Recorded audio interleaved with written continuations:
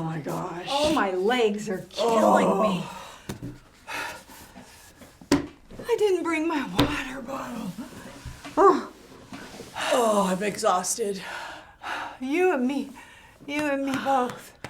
What a day. Right? I need to recharge. I wonder if there's a protein bar or something around here. Do you know if there is? Do you know? I don't know. I'm looking. Oh. I Oh, found that one. Yeah, okay. This is so good. Do you have another one of those? No, Okay, I was just asking. I'm just telling. Do I need to spell it out? G-E-T, get, Y-O. What's wrong with you? I don't know what. Nothing. Okay, Kim, you're just acting weird. Oh, quit being a mooch. Not a mooch. Okay, nothing's wrong. Can I just sit here and eat my bar without you yammering and yakking and talking away? Okay, gosh, Kim, this is not like you at all.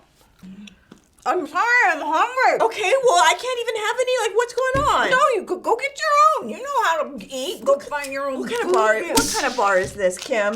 A good one. And it's finished.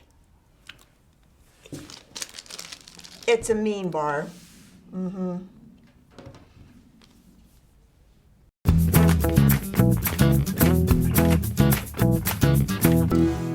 Hi everyone, I'm Cassandra. And I'm Kim, and welcome to Central Kids TV. And this month is our Gear Up series, an adventure in kindness.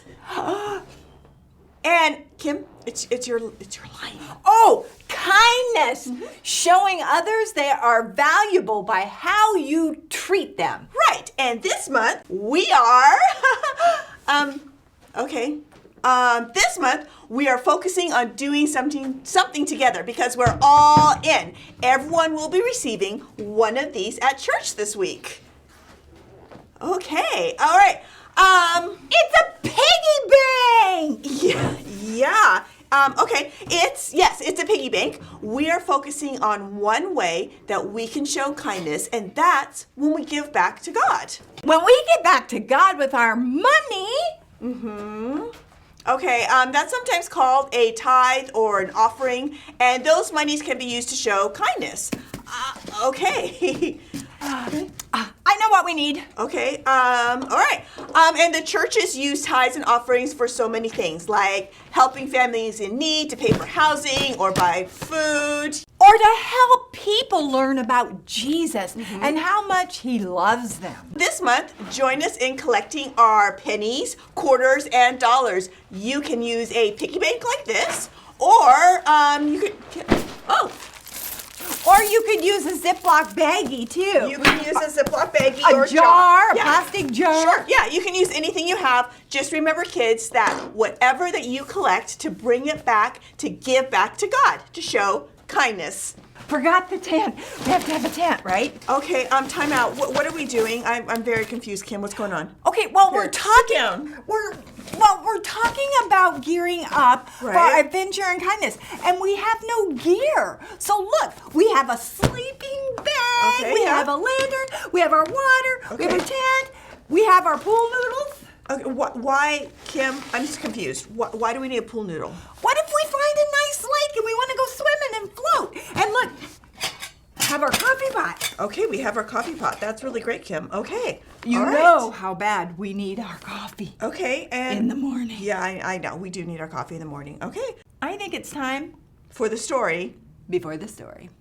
The story before the story. Today, we're in the book of Matthew. Matthew is one of the 4 books called the Gospels. These books tell stories from the life of Jesus. Matthew was written down by one of Jesus' followers, a tax collector whose life was turned upside down by his friendship with Jesus. Matthew recorded that when Jesus was about 30 years old, he began to travel from town to town, teaching and healing. Everywhere Jesus went, big crowds gathered. Some people were desperate to be made well. Others came to hear his teaching. Jesus didn't turn anyone away. even people who were considered outcasts, which is where our story starts. Take it away. Hey everyone, don't you just love our tent? This is really cool, Kim. I really love it. Okay, but I have a question for you. You Okay, ready? what? All Okay. right, shoot. Have you ever wondered what God looks like? Well, God is incredibly awesome. Yes. And amazing and so glorious Yeah. that people really can't even directly look at God. Oh, yeah. Like Moses, like he spent all that time with God on Mount Sinai, and his face shone so brightly afterwards that he had to cover his face up. But God does want to be known. Yeah. God wants to be in a close relationship with us, like a really good friend. And that's the reason God sent Jesus. The Apostle Paul wrote, Jesus is the exact likeness of God. Jesus is God's son. Right. So when we look at the things Jesus said and did, we can know that this is what God is like. Jesus showed us what it means to love others like God does. And one of the most important ways that we can show love is through kindness. Now, it's easy to think of kindness as just, well, being nice, and that's a part of it. But Jesus showed us that the kindness, his kindness, true kindness goes Yeah. much deeper. So we're going to look at 3 different times Jesus showed kindness. 3? Yeah. Do we have time for all of that? Yeah. Okay, so here's the first. One day, after Jesus finished teaching, a man with a skin disease threw himself on the ground at Jesus' feet. So at that time in history, if you had a skin disease, there was no easy cure. Right, so you had to stay away from everyone. Even your own family. No one wanted to come anywhere near you, much less actually, touch you. I'm sure the crowd around Jesus would have been horrified. Yeah, but the sick man was so desperate, he didn't care about the rules. He got on his knees in front of Jesus and said, Lord, if you are willing to make me well, you can do it. And instead of backing away like everyone else did, Jesus did the unthinkable. He reached out his hand and touched the man. Jesus said, I am willing to do it. Be clean. At once, the man was made well. His skin became completely clean and healthy. Through the kindness of Jesus, the man could now return to his family and friends. In fact, Jesus often spent time with those who were overlooked and considered unimportant. Like children? That brings us to example number 2 of Jesus showing kindness. See, during this time in history, people didn't think kids had much value. That's terrible. I know. So when some families brought their kids to see Jesus, his followers stepped in to stop it.